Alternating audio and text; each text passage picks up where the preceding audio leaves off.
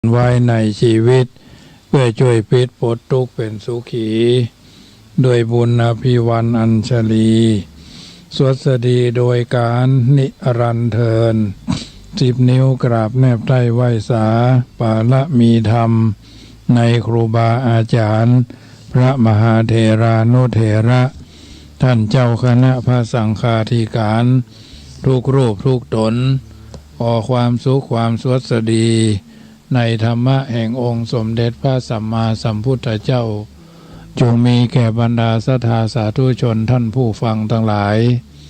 ที่ได้มีโอกาสเปิดเครื่องรับฟังรายการเสียงธรรมก่อนรับตาตั้งสถานีวิทยุเพื่อการศึกษาพระพุทธศาสนาและวัฒนธรรม FM ความถี่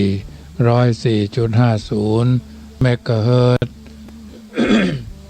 รายการนี้นำเสนอให้ญาติโยมสาธุชนได้ยินได้ฟังเป็นประจำทุกเมื่อค่ำยามคืนของวันจันทร์อังคารพุธพฤหัสศุกร์พุธพฤหัสเสาร์และก็อาทิตย์วันจันทร์เจ้าวันศุกร์เจ้าก็เวลาตี 5 ถึง 6 โมงวันอังคารทุ่มเช้าถึง 4 ทุ่มนอกนั้นก็ทุ่มเช้าถึง 2 ทุ่มโดยประมาณเพราะฉะนั้นญาติโยมรายการเสียงธรรมนี้เป็นการยึดเอาธรรมะมั่นไว้กันบาปเหมือนกุหลาบยึดต้นได้จงทำดีมีไว้ให้เหมือนเงา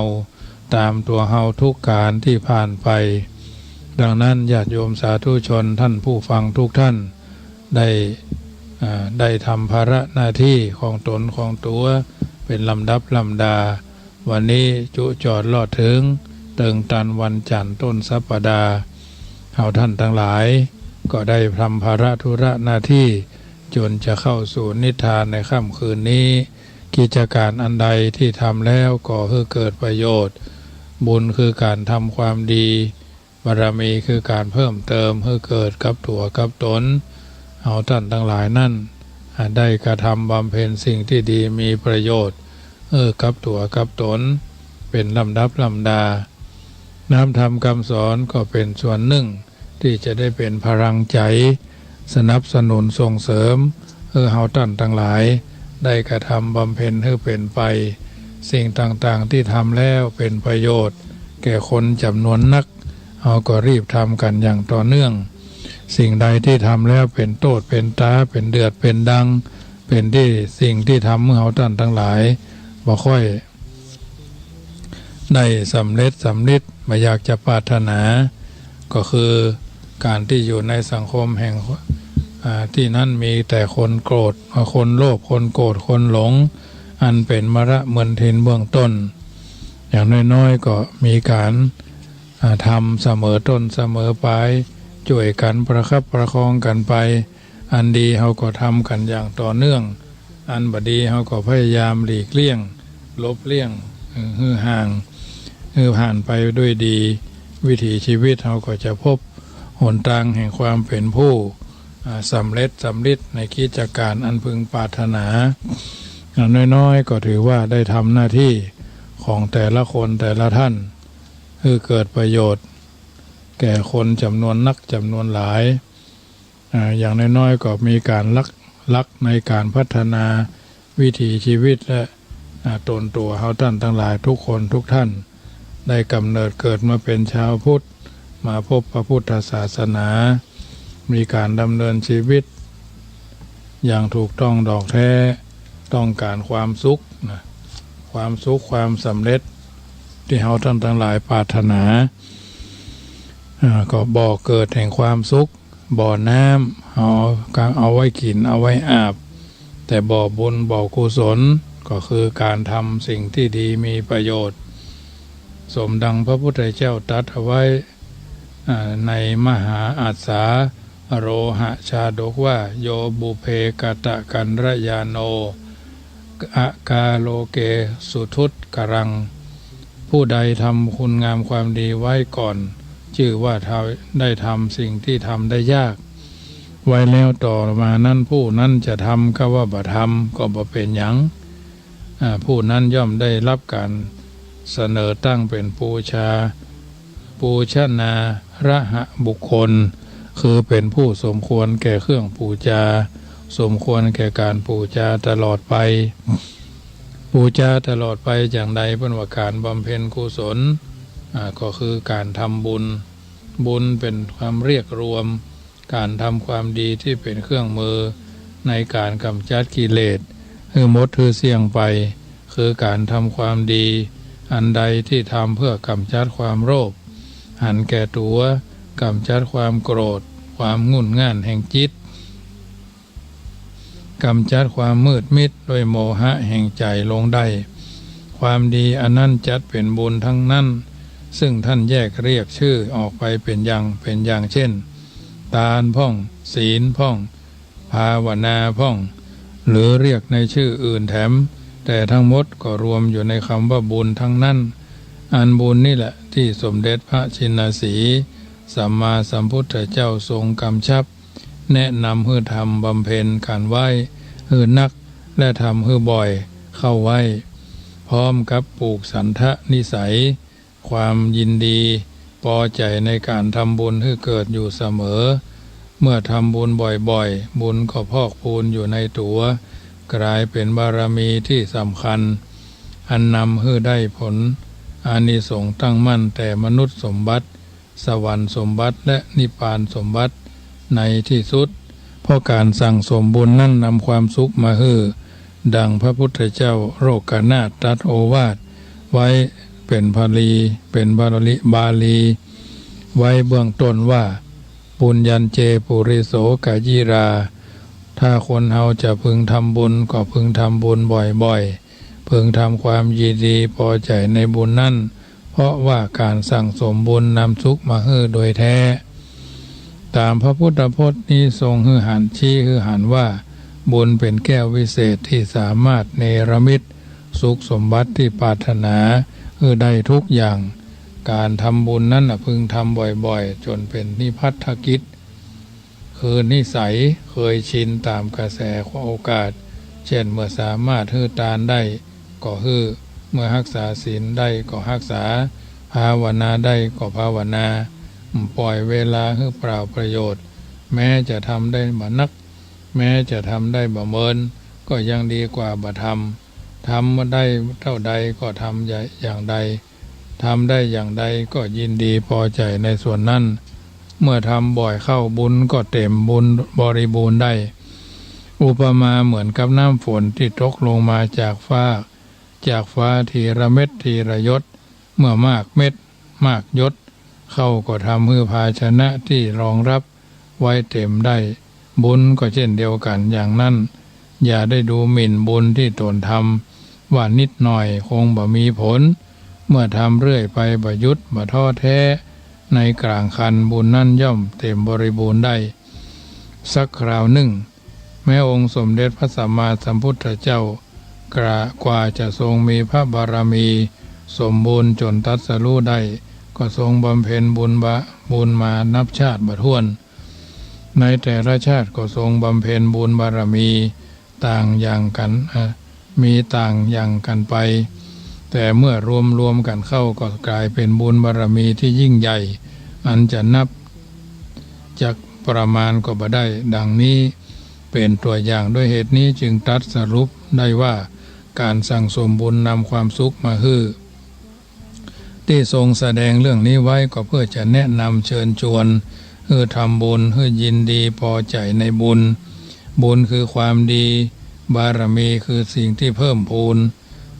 การเพื่อชี้ให้เห็นว่าความสุขนั้นย่อมหาได้ด้วยการทำบุญบ่อยๆความสุขนั้นย่อมเป็นที่ปรารถนาด้วยกันทุกคนเพราะความสุขเป็นสมบัติที่ประเสริฐสามารถอำนวยสมบัติอื่นๆให้เกิดตัวมาแต่ความสุขจะเกิดขึ้นได้ก็ต้องมีเหตุเกิดเหตุแห่งความสุขหรือบ่อเกิดแห่งความสุขนั้นมีหลายอย่างต่างประการซึ่งสมเด็จพระพิชิตมารทรงแสดงไว้ที่หลายแห่งเช่นทรงแสดงไว้ในอังคุตรนิกายจตุกานิบาตว่าดูก่อนขหบดีสุข4ประการอันคฤหัสถ์ อันคฤหัสถ์พึงจะทำบำเพ็ญให้เป็นไปพึงได้ตามกาลตามสมัยสุขสี่ประการคืออย่างพ่องสุขเกิดจากการมีทรัพย์สุขเกิดจากการใช้จ่ายทรัพย์สุขเกิดจากความบ่เป็นหนี้สุขเกิดจากการที่บ่เป็นโทษสาเหตุที่ทำให้เกิดความสุขสำหรับคฤหัสถ์ผู้ครองเรือนมีอยู่สี่การมีทรัพย์ใช้จ่ายทรัพย์ความบ่เป็นหนี้งานที่สุจริตเป็นโทษทั้งสี่ประการนี้อำนวยความสุขคือเกิดขึ้นได้แต่มีข้อสังเกตว่าสาเหตุแห่งความสุขทั้งสี่ประการนี้เป็นสาเหตุที่เกิดจากภายนอกคืออยู่ภายนอกขึ้นอยู่กับผู้อื่นถึงอื่นไม่ได้เกิดจากภายในและเหมาะแก่ผู้ครองเรือนที่มีภาระต้องเลี้ยงดูตัวเองครอบครัวให้เป็นสุขผู้ต้องการความสุขแบบนี้จึงต้องขวนขวายหาทรัพย์สมบัติให้ได้จึงจะมีความสุขเพราะมีทรัพย์ใช้สอยบ่ขาดมือเมื่อมีทรัพย์แล้วก็ต้องใช้สอยทรัพย์บ่ได้สักแต่ว่ามีแต่บ่กล้าใช้หรือเปิดเผยบ่ได้เพราะเป็นทรัพย์ที่หามาได้โดยทางที่บ่ถูกต้องบ่กู้หนี้ยืมสินไผคือกลายเป็นลูกหนี้ที่ต้องหวาดผวาเพราะกลัวถูกทวงหนี้และต้องทำงานที่สุจริตบ่ผิดศีลธรรมและกฎหมายบ้านเมืองทำได้เช่นนี้ผู้ครองเรือนจึงจะมีความสุขได้ในระดับหนึ่งซึ่งเป็นความสุขในระดับกายิกสุขคือสุขทางกายโดยตรงผู้มีความสุขจากสาเหตุสี่ประการข้างต้นแล้วหากยังต้องการความสุขในชีวิตประจำวันให้ยิ่งขึ้นก็สามารถเติมสุขให้แก่ชีวิตได้อันวิธีเติมสุขคือชีวิตนั้นมีสี่ประการเติมสุขโดยการปิดเติมสุขโดยการปล่อยเติมสุขโดยการเพิ่มเติมสุขโดยการพอห้องกันสั้นๆเพื่อจำได้ง่ายสุขโดยวิธีเปิดปล่อยเพิ่มปิดปล่อยเพิ่มพอนะปิดปล่อยเพิ่มพอดังจะได้อธิบายพอเป็นนิทัศนัยว่าสุขเกิดจากการปิดเส้นทางแห่งความทุกข์ปิดมาคือความทุกข์เข้ามารบกวนความคิดและจิตใจกล่าวคือตามปกติความทุกข์ทางใจส่วนใหญ่จะผ่านเข้ามาทางตาพ่องหูพ่องความคิดพ่องหากปิดกั้นเส้นทางผ่านแห่งความทุกข์คือปิดตาปิดหูเหียปิดกั้นความคิดคำนึงอย่างนั้นอย่างนี้เสียความทุกข์ก็ผ่านด่านเข้ามารบกวนจิตใจบ่ได้ท่านจึงสอนกันมาตั้งแต่โบราณว่าปิดตาถึงกู้ปิดหูสองข้างปิดปากเหี่ยพ่องนั่งนอนสบายนอนนั่งสบายหมายความว่าตาบอดก็ทำให้มันบอดทำเป็นบ่ห่อบ่หันเหี่ยพ่องหูบ่หนวกก็ทำเป็นหูหนวกทำให้บ่ได้ยินเสียงบ่เป็นใบ้ก็ทำเป็นใบ้บ่อู้เหี่ยพ่องเรื่องต่างๆก็จะจบลงด้วยดีเช่นบ่ต้องมาทะเลาะด่าทอต่อว่าบ่ต้องมาหวาดระแวงกันบ่ต้องมานั่งทุกข์นั่งเศร้ามาอัดอั้นตันใจท้อแท้สิ้นหวังในชีวิต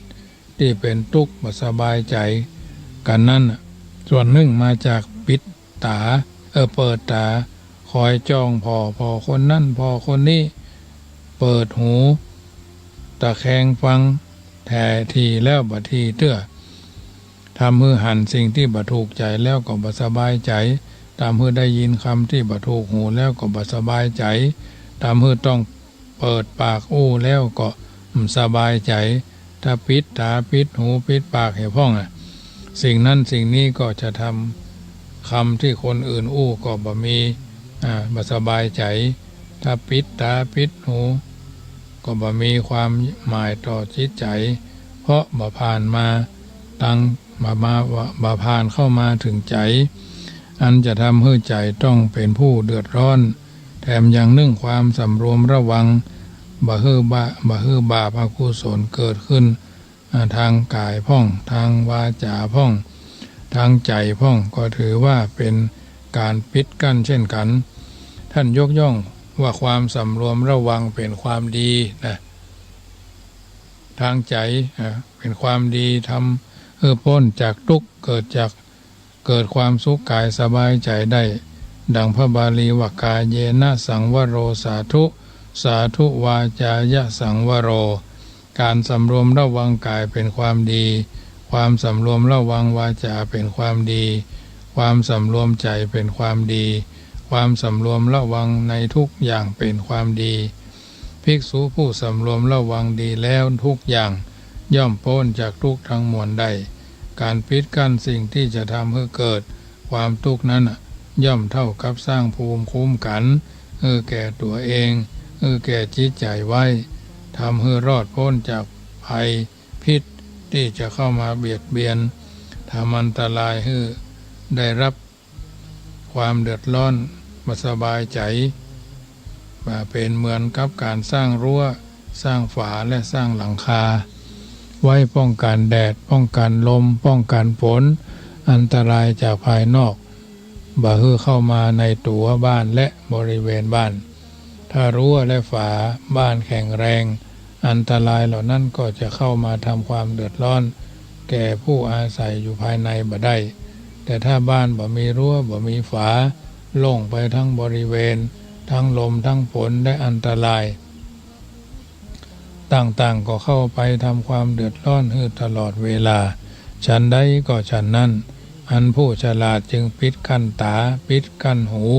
ปิดกั้นปากปิดกั้นทางเข้าทางออกของความทุกข์ไว้รอบด้านด้วยการสำรวมระวังกายวาจาใจทำเมื่อเกิดความสุขกายสบายจิตบ่ถูกพิษถูกภัยและอารมณ์ที่บัดดีต่างๆเข้ามารบกวนเดือดร้อนวุ่นวายเติมสุขทันทีข้อว่าเติมสุขด้วยการปล่อยหมายความว่าความสุขนั้นย่อมหาได้ด้วยการปล่อยวางละวางระบายออกปรุงใจบ่ยึดมั่นถือมั่นเติมสุขด้วยการปล่อยเช่นนี้สามารถทำให้ได้โดยบ่ต้องเสียบ่ต้องลงทุนลงแรงอันอย่างนักเช่นปล่อยวางภาระรับผิดชอบอยู่เสียพ่องปล่อยให้ลูกหลานหรือคนอื่นทำกันไปโปร่งใจมอบให้คนอื่นทำกันไปตัวเองเคยคอยดูอยู่ห่างๆที่จะหมดภาระนี้แบกเข้ามาไว้หลาย10 ปีเป็นต้นจิตใจแบกภาระหน้าที่ไว้นักที่นักไว้เก็บอารมณ์ที่เน่าเสียความยึดมั่นถือมั่นในสิ่งต่างๆไว้ดังนี้ย่อมจะมีแต่ความอึดอัดปล่อยปลอดโปร่งมีแต่เศร้าหมองบ่ผ่องใสทำให้น้อยใจผิดหวังทำให้เกิดความเครียดทำให้เสียสุขภาพจิตอยู่ตลอดเวลาเมื่อปล่อยวางละวางและละบายภาระและอารมณ์เหล่านั้นออกไปเหี่ยวพ่องก็จะทำให้โปร่งโล่งสบายคลายเครียดส่งผลให้สุขภาพร่างกายพลอยดีไปโดยและทำให้อายุยืนไปพร้อมกันเหมือนท้องที่ผูกมานานย่อมก่อความทุกข์ทรมานแก่เจ้าตัวร่ำไปหากระบายท้องออกไปก็จะทำให้โปร่งโล่งสบายตัวหายปวดหัวตัวห้อนเหมือนปิดทิ้งฉะนั้นข้อว่าเติมสุขด้วยการเพิ่มบุญกุศลเพิ่มพูนความดีเพิ่มพูนคุณธรรมคือนักยิ่งขึ้นไปกล่าวคือปกติคนเฮาที่อยู่ดีมีสุขนั่นก็โดยอาศัยเสวยผลแห่งผลบุญที่ดีทำไว้ในอดีตแต่ก็บ่ควรประมาทเผลอสติได้โดยว่าหากบุญหมดเมื่อใดสมบัติทั้งหลายที่มีอยู่ก็จะวิบัติไปทันตาหันเหมือนตะเกียงน้ำมันเมื่อน้ำมันยศตะเกียงดับจำต้องเติมน้ำมันกันร่ำไปเหมือนร่างกายที่ต้องเดิมพันก็เติมพลังกันเรื่อยไปด้วยการรับประทานอาหารเป็นต้นด้วยการออกกำลังจึงสมคำบาลีว่าสุโขปุญญัสสะอุจจโยสั่งสมบุญนำความสุขมาให้ผู้ที่คิดว่าตัวเองอยู่สบายก็มีกินมีใจมีเกียรติยศชื่อเสียงมีครอบครัวอบอุ่นเป็นต้นประการต่อมาก็หู้จักโดยการปอ รู้จักพอรู้จักอิ่มไม่ดิ้นรนทะเยอทะยานอยากต่อไปเหมือนรับประทานอาหารอิ่มแล้วก็บ่ควรควายที่จะหามารับประทานแถมฉะนั้นคำว่าพอในที่นี้หมายถึงความพอเหมาะพอดีพอควรพอเป็นไปได้อยู่ในลักษณะบ่เดือดร้อนนักบ่สบายเกินไปนักความพอทำให้หายยากหรือหมดยากเมื่อบ่อยากก็บ่ต้องดิ้นรนเมื่อบ่ต้องดิ้นรนก็บ่ต้องทุกข์ยากจริงอยู่ทุกคนที่เกิดมาย่อมมีความปรารถนาอยากจะได้สิ่งนั้นสิ่งนี้อยากจะเป็นอย่างนั้นอย่างนี้ด้วยกันทุกคนไปจึงต้องดิ้นรนขวนขวายหาลงทุนลงแรงกันมากตั้งแต่เป็นละอ่อนจนเติบใหญ่ตั้งแต่เป็นหนุ่มสาวจนกระทั่งชราแก่เฒ่าชีวิตผ่านมาถึงวันก็หมดไปด้วยการแสวงหาเพื่อหายยากจึงเป็นทุกข์เดือดร้อนล่ำไปเพราะฉะนั้นเมื่อได้แล้วรู้จักพอรู้จักหยุดรู้จักอิ่มก็จะทำให้เกิดความสุขได้ดังที่ท่านกล่าวไว้ว่า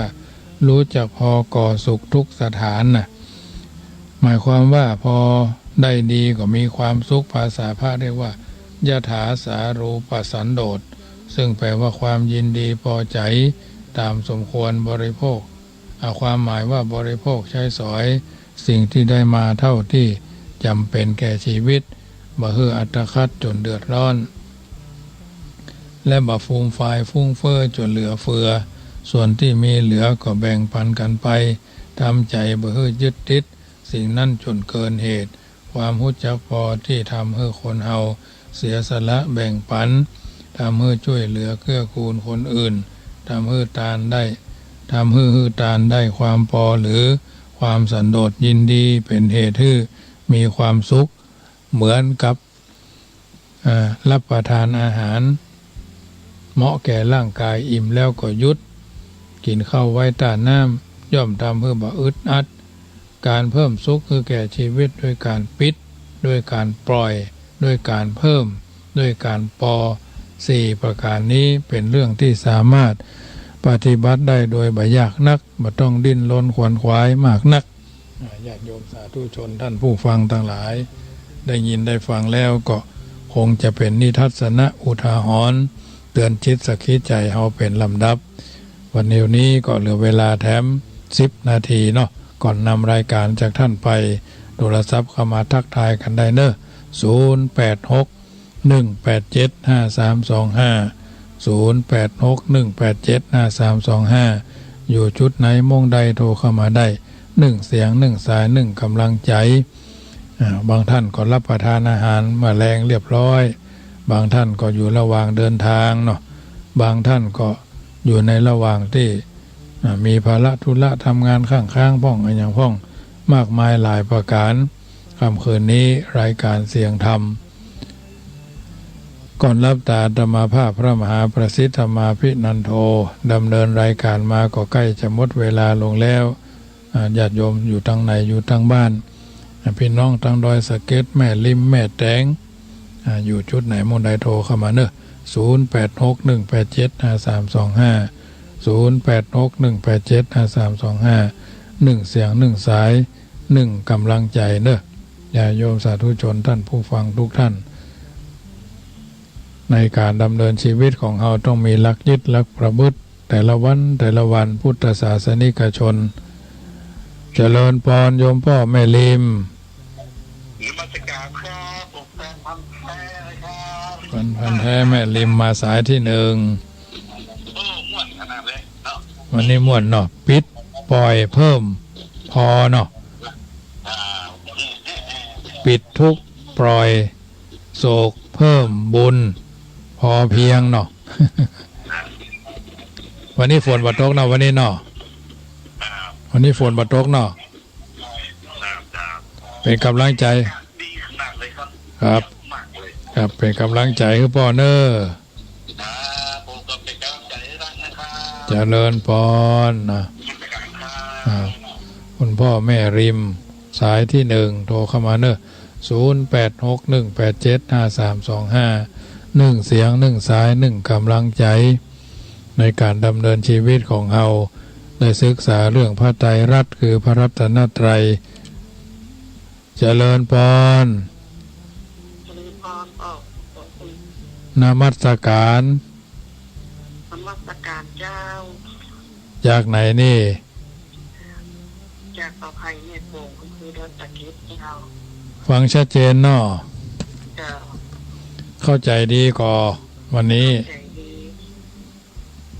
อันกำลังฟังก็ฟังมาเมินละ ฟังเรื่องมันใจเนี่ยค่ะ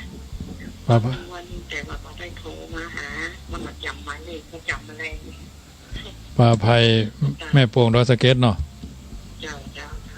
เป็นกำลังใจขึ้นแม่เนอ นมัสการเจ้า เจ้าเจริญพร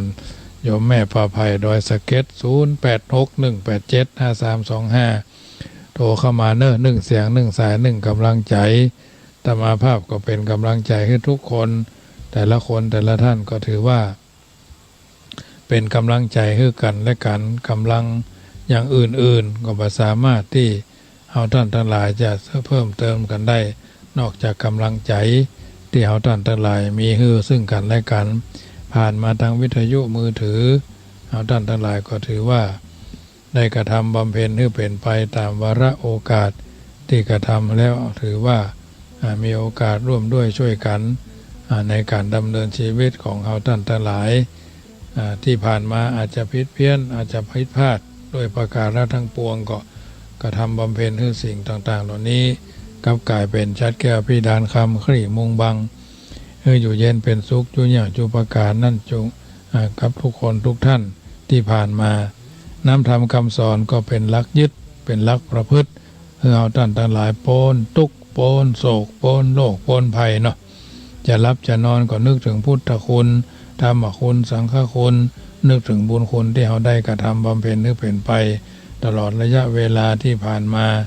ช่วงเวลาเดือน12เป็งที่ผ่านมาเราได้ไปทำบุญเราทำบุญกันหรือยังเราทำบุญหาคนนั้นคนนี้นึกถึงบุญบารมีที่เราสร้างสมมาแต่ละปีสิ่งเหล่านี้มันก็เป็นธรรมเมื่อเราเกิดปิติปราโมทย์เพราะฉะนั้นชีวิตจะมีค่ามากค่าด้วยการทำความดีมีการอโหสิกรรมซึ่งกันและกันบางทีกระทบกระทั่งในระบบนั้นระบบนี้นะเพื่อนจึงบอกว่าให้ปิดให้การปล่อยให้การเพิ่มให้การพอเนี่ยทำงานที่เป็นสุจริตสามารถใช้จ่ายทรัพย์เติมสุขคือแก่ชีวิตปิดทางแห่งความทุกข์ปล่อยวางภาระที่นักอยู่และอารมณ์ที่นักอกทักใจอย่าพ้องเพิ่มบุญกุศลความดีๆต่างๆกายสุจริตวจีสุจริต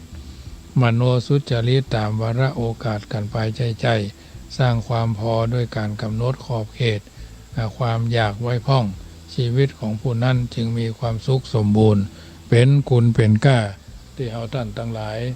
ได้เกิดมาเป็นชาวพุทธมาพบพระพุทธศาสนาจึงมีบุญกุศลเป็นทบะเดชะพลังปัจจัยกับอยู่คนทุกท่านไว้สม่ำเสมอมีคำกรสอนใจเอาไว้เสมอว่าบุญผลบุญกุศลผลบุญบ่ได้ลบลี้จักปกห่มเก่าทุกคนเป็นเกินกายฟ้ามหากุศลเป็นสะเภายนต์ขี่ข้ามน้ำกว้างบุญกินบุญทานที่เฮาได้สร้างเป็นตุงนำทางจ้องจักบ่ฮือตกจมแดนอัตตคัดที่พระพุทธเจ้าบ่ไปจักเป็นเข้าติบน้ำติบปัจจัยติดตัวเฮาไปชาตินี้ชาติหน้าเป็นหอวิมานรอเฮาอยู่ท่าตามผาถนาคืดไว้ปลาตัวหลวงจ้างตายน้ำตื้นบ่เหมือนป่าน้อยสิวใสตัวใหญ่แท้ๆบ่แพ้น้ำไหลจ้างหุ่มถูกใส่ตายเพื่อซ่อล่อได้หันได้หู้ได้อู้ได้เหียนได้เขียนได้อ่านได้ห้ำได้เหียนวิชาเอกอ้างได้ใจปัญญาฝ่าฟันสรรสร้าง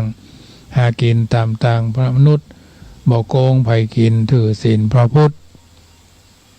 สุจริตสู้ชีวีถึงจนอยากไร่จุงฮักในศักดิ์ศรีหวังทำความดีสืบไว้ภายหน้าค่ำคืนวันนี้รายการเสียงธรรมก่อนรับตา ก็มาถึงช่วงสุดท้าย วันนี้เรามีโอกาสได้ผายแผ่ยายบุญโดยการกระทำสิ่งที่ดีที่งามว่าบุญกุศลที่เราได้กระทำบำเพ็ญตอนเจ้าอาจจะนักอาจจะน้อยด้วยประการใดค่ำคืนนี้ก็พาการแผ่เมตตาที่เราได้ทำบุญอย่าใส่บาตรหยาดน้ำตาลขันเข้าอันใดอันหนึ่งนะที่เราทำแต่ละบ้านแต่ละจองแต่ละคนแต่ละท่านย่อมบ่เหมือนกันบางท่านก็ทำบุญอันใดอันหนึ่งก็ขอให้ตั้งใจแผ่บุญเนอะอิมินากาตะบุญเยนะด้วยเดชเดชะผลบุญที่หมู่เฮาเหล่าเจ้าข้าทั้งหลายได้มีโอกาสสังวาสสวดทิยายพุทธคุณธรรมคุณสังฆคุณในตอนเย็นในตอนกลางคืนวันนี้อันเป็นวันจันทร์บุญกุศลส่วนนี้จงไปค้ำชูอุดหนุนท่านผู้มีพระคุณมีพ่อแม่ครูอุปัชฌาย์อาจารย์องค์พระมหากษัตริย์ผู้เป็นประมุขของชาติองค์สมเด็จพระสังฆราชผู้เป็นประมุขของศาสนาพร้อมทั้งคณะรัฐบาลผู้บริหารประเทศเขตแดนโดยเฉพาะจังหวัดลำพูนเชียงใหม่แม่ฮ่องสอนเชียงไฮ้พะเยาแพร่นั่นเป็นต้นมิตรลักษณิตเพื่อนศาลาสัตว์น้อยใหญ่เจ้ากรรมนายเวรพระภูมิเจ้าที่เจ้าภูมิพรีนางพระแม่ธรณีนางพระแม่โพธิ์ศพนางพระแม่คงคาพระยายมราชนายนิริยบาลท้าวจตุโลกบาลทั้งสี่สิริคุตอมาตย์ชั้นจตุมหาราชิกาเบื้องบนจนถึงที่สุดรอบลงมาเบื้องต่ำตั้งแต่อเวจีนรกขึ้นมาจนถึงมนุษย์โลกโดยรอบขุดสุดขอบจักรวาลอนันตจักรวาล8 ทิศรอบตัวข้าพเจ้า